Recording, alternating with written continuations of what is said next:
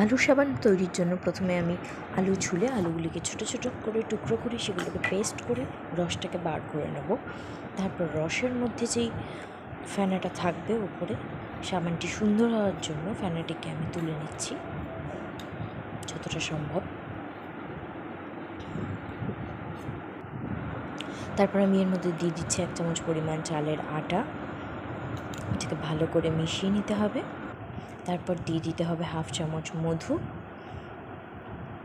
সামান্য পরিমাণ coffee, 2 vitamin E capsule, 1/2 চামচ পরিমাণ গোলাপ জল। তারপর সোপ বেসগুলিকে কেটে ছোটো ছোটো টুকরো করে একটা বাটিতে নিয়ে নিতে হবে।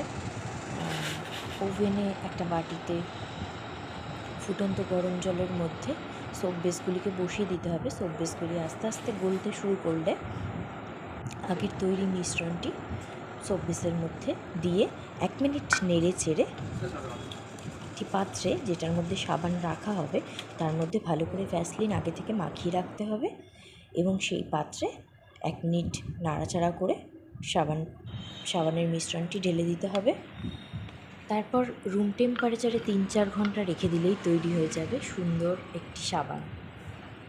দেখুন সাবানটি কত স্মুথ হয়েছে।